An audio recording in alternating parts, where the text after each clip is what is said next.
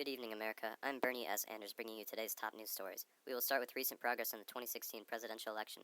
Then later on, we have new information on the Fort McMurray fires and the NHL playoffs. First off, the lead Republican nominee Donald Trump had another rally in Boston this week. As always, immigration was a hot topic. Even with his out there opinions, Trump has still managed to maintain a solid lead in the race. It is known that he wants to build a literal wall on the US-Mexico border, but this time he talked more about legal immigration as well. He said, "I don't mind having a big, beautiful door in the wall so that people can come into this country legally, but we need to build a wall, we need to keep the illegals out."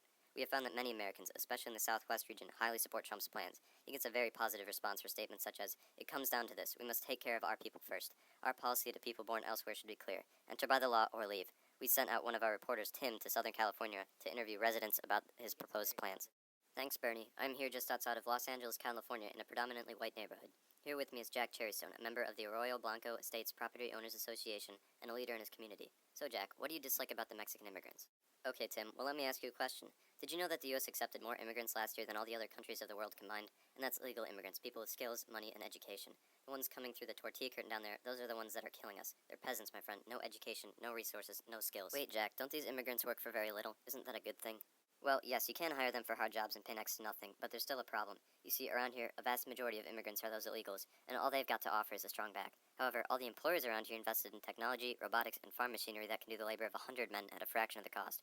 So now we have hordes of these workers and their families flooding over the border with nothing better to do than fill our schools and jails, gut the property values, and freeload on welfare. They're like the barbarians outside of Rome, except they got in and began polluting the rivers, trashing the woods, and spraying their graffiti everywhere. They've pissed me off so much that I see no upside to keeping them around.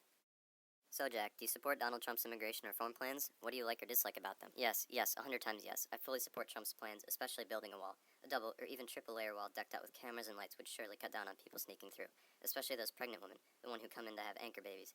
I agree with him that it's cheating the already flawed system and that we need to stop them now. When Trump was president, immediately closing the borders is the best thing to do. You know, deal with the ones already here before we let any more inside. So Mr. Trump can count on your vote, Jack?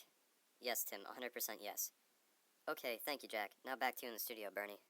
Thanks, Tim. And now on to the next issue, gay rights. This topic is especially controversial due to the recent Supreme Court ruling that allows same-sex marriage in all 50 states.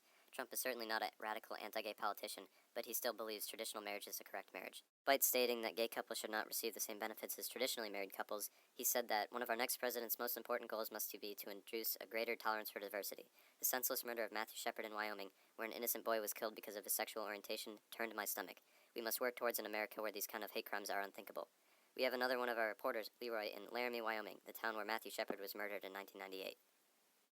Thank you, Bernie. Here I am in Laramie, Wyoming, a beautiful, windy, western town forever marked as the murder scene of a young gay college student. This town has certainly had its fair share of publicity in the past, and the result of that scrutiny shed light on the views of citizens from this region. We have one of those citizens here today, a man named Doc O'Connor. So what exactly do you do around here, Doc? Well, I'm a limousine driver as well as an entrepreneur. Mainly a limo driver, though, so I meet a lot of people. Very cool.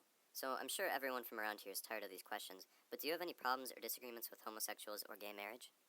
Simply put, Leroy, I don't think anyone in Wyoming gives a damn one way or another if you're gay or straight. I mean, there are way more homosexuals here than meet the eye. See, if there's 8 men and 1 woman in a Wyoming bar, which is often the case, you stop and think, who's getting what? You see what I'm saying? In fact, if a gay man did come up to me, I'd just say, I don't swing that way, and go on about my day. No harm, no foul. And I believe that's the attitude of most of the Laramie population. We're all humans after all. How do you view the homosexuals around here? Are they thought of differently here than in other places? Well, they're not particularly, what do you call them? The queens, the gay people, you know, the run-around faggoty type. No, they're the ones that throw bales of hay, jump on horses, brand them, and kick ass. You see what I'm saying? As I always say, don't fuck with a Wyoming queer, because they will kick you in your fucking ass. So, I guess we don't see them as delicate, prancing type that other folks view them as, but rather as just regular people who happen to be gay. So will you be voting for Trump, or do you have a problem with his opinions? I do think it is nice of him to express concern for hate crimes and working to stop them, but I think he is somewhat hypocritical for saying that. So he disagrees with gay marriage, right? He doesn't like it, doesn't think gay couples deserve the same benefits. Well, let me ask this. How do children learn? They learn from their parents and from other important people. If Donald Trump, an important person, says gay marriage is wrong and continues to argue against it, how can he expect future generations to not have bad views on homosexuals? No, if Trump can't even think through his own opinions, I don't think I want him as my president. Thank you for your time, Doc O'Connor. Bernie?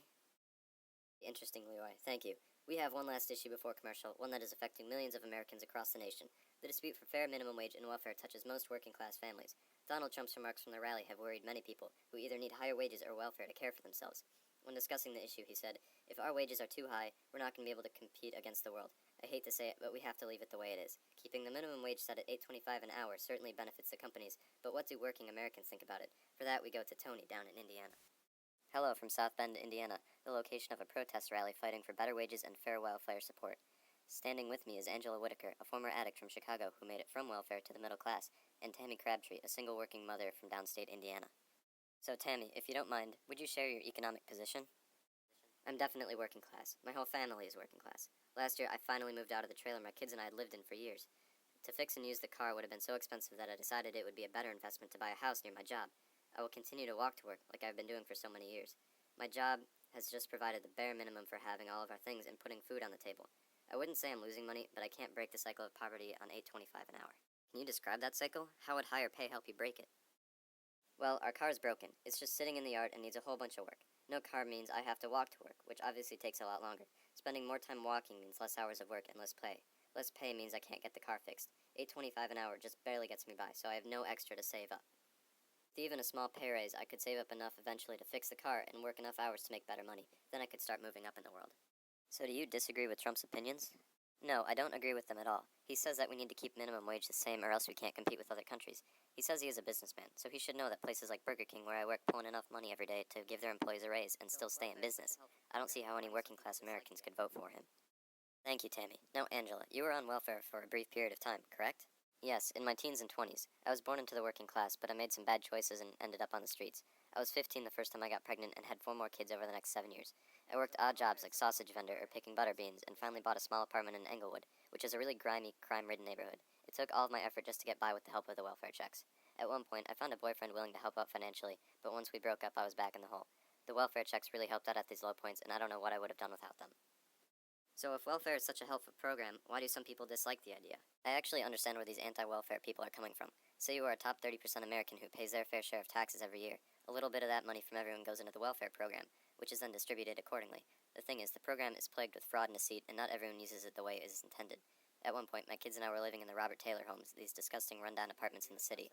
I had to carry a gun at all times, and I would almost rather spend a night in a crack house. It was the lowest level of poverty. Anyway, I looked around this place at the people living in it. They collected welfare checks just like me, but they just sat around all day watching all my children and eating Doritos. They were living off other people's tax money and giving zero effort at contributing back to society. That's why I think people have a problem with the program. So do you agree with Trump's ideas for welfare?